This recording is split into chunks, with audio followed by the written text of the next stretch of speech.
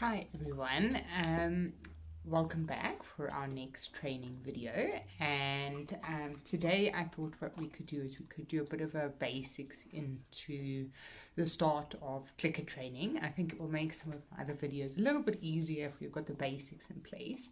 And just for you to understand the principles behind what we're trying to achieve, where clicker training is just a training tool, which again you can just use normal praise, you can use normal food or toy reward. And clicker training is just a way of achieving that, but by using a very clear signal to say that's what we want from you. So as you did that action, it allows us to catch it exactly on that time, where you can then praise the dog and then give the food afterwards. So then the dog gets the signal of, oh, that's what they want me to do again. So I understand that everyone might not actually have a clicker at home. So as I say, try and see what works for you. See if you can get the hang of the clicker training. Some people struggle with the timing of when to reward, but if you can get the timing right and make it clear for the dog that that's what you want from them, I think clicker training is a very valuable training tool. But my suggestion would be that it's not really about the clicker per se that we are trying to reward. It's very much just about a signal, which we would say in a training terms is a Pavlov's dog kind of scenario, where it's more about the association with the sound, and they know then there's a food reward coming afterwards. So I would suggest that if you don't have a clicker and you want to try it like this, you can just try and make a sound, either with your mouth like a, or you can maybe use something like a tss, which is something we use in the horsey world, because you can't carry a clicker around with you while you clicker train horses. So it's a bit irrelevant about what the sound is, but just the principle of what we're trying to be doing and what we're trying to achieve. So what I'm going to do today is I'm going to start off with a bit of basic target training. And with target training, you can do all sorts of interesting things. You can target train them to pick up certain toys. You can target train them to switch on lights. But this is the basics of how we start this process. So we're going to start the basics of some target training with Shadow. Shadow's obviously done quite a lot of this training before, so she's quite advanced with her clicker training and her target training. But I thought it would be a good example to use her, and then I'll use a different dog in the next video, and then you can just see varying levels. So what I'm going to do is I'm just going to pop my hand out, and then as she pops her nose onto my hand, I'm going to click and reward. So as with a dog that's just starting this training, as soon as they move their head, you can click for them, just so then they get the idea that you want them to move towards your hand. And as you click it, then you can move your hand in different places. And she must know that she must put her nose onto my hand. So as you start to move your hand around a bit, it makes it a bit more difficult. So I'm going to wait for her to do that properly and get a little bit more strict with her about what I want from her. Good girl.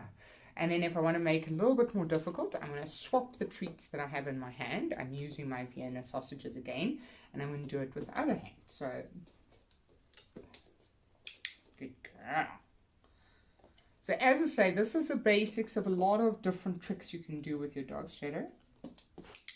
And she very quickly gets the idea of what I'm looking for. Good girl. And let's go one more on the other hand. Good girl. Very clever. Very clever. Here's a treat. Okay, so I'm going to use a different dog, and Gonzo is my other helper. I wouldn't say he is the brightest dog in the world, but he's very food motivated. So even though he's not very bright, he's willing to work for the food. And I have done this clicker training with him before, and he was actually really good at it.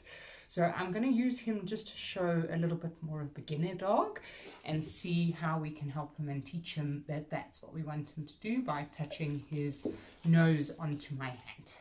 So I'm going to put my hand right by his head, and as soon as he even remotely turns to my hand, I'm going to click. Okay?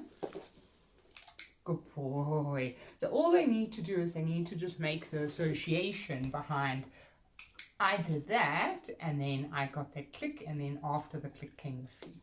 So this is the beauty with clicker training, is it just allows you to get that timing perfectly. So you see how quickly he's picked up on that.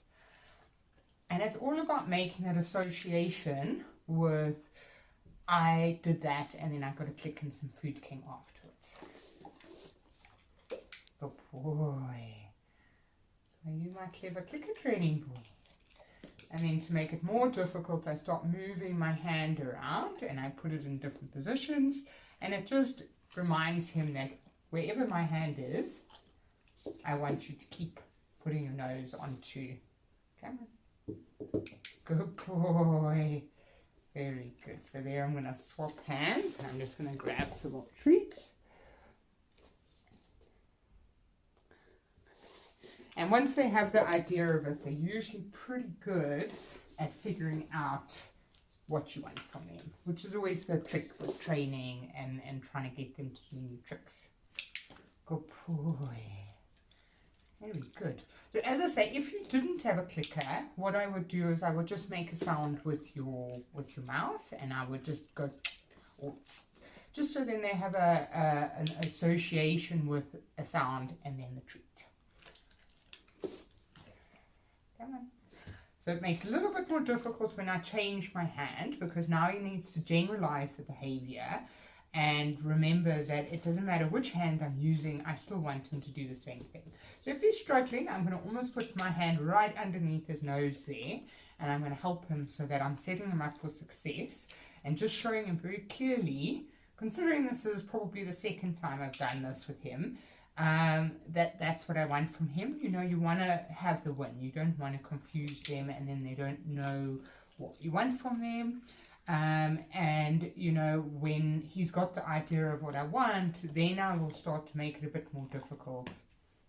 Good boy. Okay, so he's obviously now focused because that food is in my other hand. I'm just going to hide the food behind my hand. If he's struggling, what I'll do is then I'll swap back to this hand with the clicker and the food, and then, good boy, set him up for the win. So I'm just going to help him out a little bit there. Good boy. Very good. So he finds it a little bit easier with my right hand out, but you know, for now I just want him to get the idea of what I want, and then I can make it more difficult from there. Good boy. Very clever. You can have all the sausages. Good helper. Come on. What I want. Good girl. Very clever. Hello. Come on. What's it?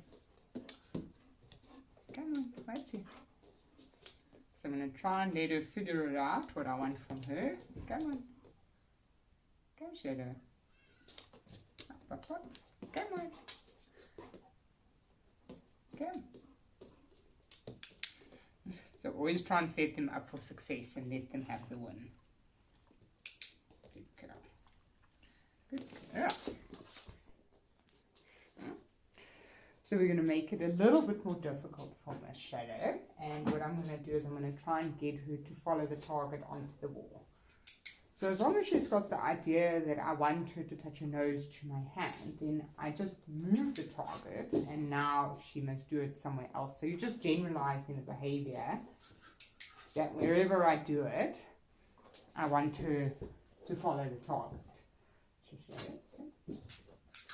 Good girl. And this is how you begin the process of things like teaching them how to switch on lights. Because it's all about that basic target of I want you to just touch your nose on whatever the target is.